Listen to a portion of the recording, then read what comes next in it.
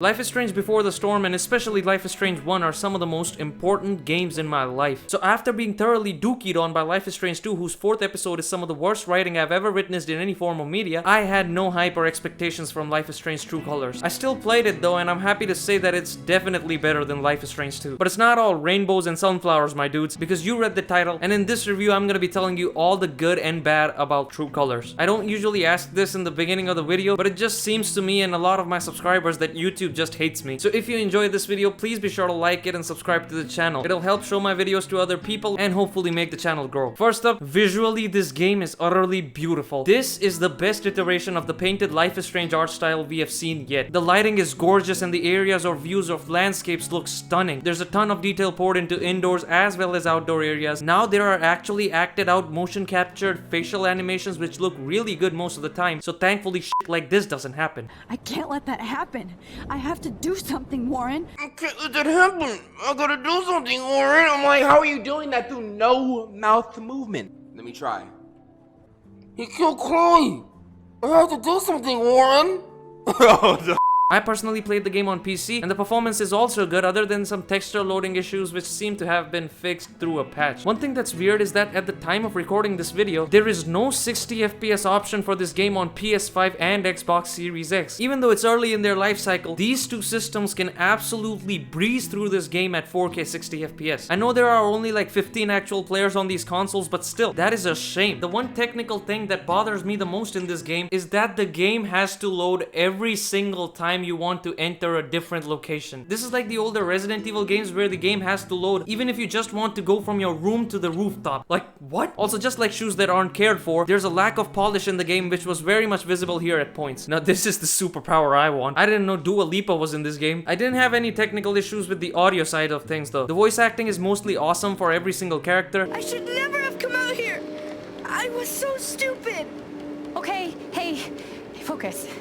Talk to me. That, combined with the way better facial expressions, makes the characters feel more expressive than ever. My favorite has to be bootleg J.K. Simmons over here. Environmental sounds and just the ambiance in the game are really immersive. Now this is no surprise, but the music in the game is great. Like, come on, this Life is Strange we're talking about. Every soundtrack fits perfectly where it's played. This time around though, the songs mainly play when you're having those moments of reflection. I'm personally not that bothered by this. My problem is that the songs are so forgettable. Like, sure, they're good to listen to in the game because of its situations or atmosphere, but I haven't gone back to listen to any of them. That is kinda sad because I still listen to songs from the first two games, especially Before the Storm. Now comes the gameplay, and Alex Chen, the character you control, finally has a superpower again. The gameplay involves looking or inspecting things, interacting with things or people, and making choices. You know how it goes with these kinds of games, man. Your choices affect your relationships and the story, or so the developers say. I'll come to this in a bit. You also have the superpower to read people's thoughts, and you can use the information gained through these thoughts in your conversations to progress, which is fun. When someone feels an emotion very strongly, Alex can use her power to feel what they feel and also see the world as they do if she gets close to them. This led to some actually really interesting gameplay situations. What I had the most fun with though is reading the thoughts of random extra characters. Some of them even have character arcs which you can influence, and their effects can be seen in the following episodes, which is so satisfying. I just really wish that they made the overall movement or just the jogging a little faster because I can be an impatient fuck sometimes, just ask your mom. But yeah, I have no major complaints with the gameplay. Unlike the most important part of this game and the one you've all been waiting for, the story and writing. You are Alex Chen and you have come to a small town in Colorado named Haven Springs to reunite with your long-lost brother, Gabe, after being separated from him because of some family issues in the past. Because of this, Vin Diesel, who plays Dominic Toretto in this game, is after.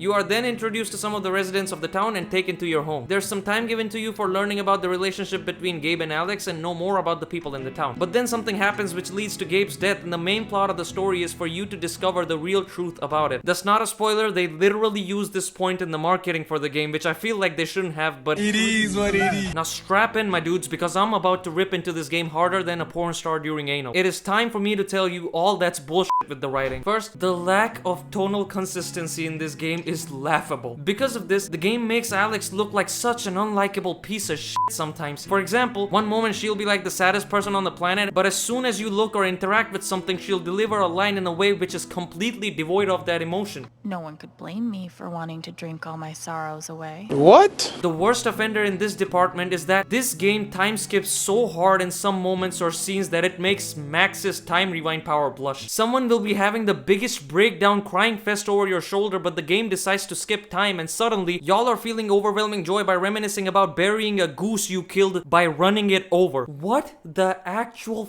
what were they smoking when they wrote this shit? Problem 2, choices which are presented as major not making that much of a difference. Even the first major choice in the game doesn't have a consequence on the chapter's ending. What a way to set up a first impression. Also, this game tries to add some fake additional weight to the story in the final episode, which is like, why? I don't ask for a lot, and I was even okay with the super linear endings of the first game, but that is only because there was a sense of weight. The baseline story was good and the connection it made me feel. The thing these major choices affect are the endings, in which most of them only have minor differences among them. Final problem, Alex's powers will be doing whatever the the plot needs it to. I can't control myself if someone in close proximity feels an emotion too strongly, but suddenly now I'm able to dance around them at a kissing distance. Unfortunately, I can't give more examples because this video is spoiler free. Just know that it gets so ridiculous to the point this game starts retconning previously established points about the powers and generally pulling shit out of nowhere like...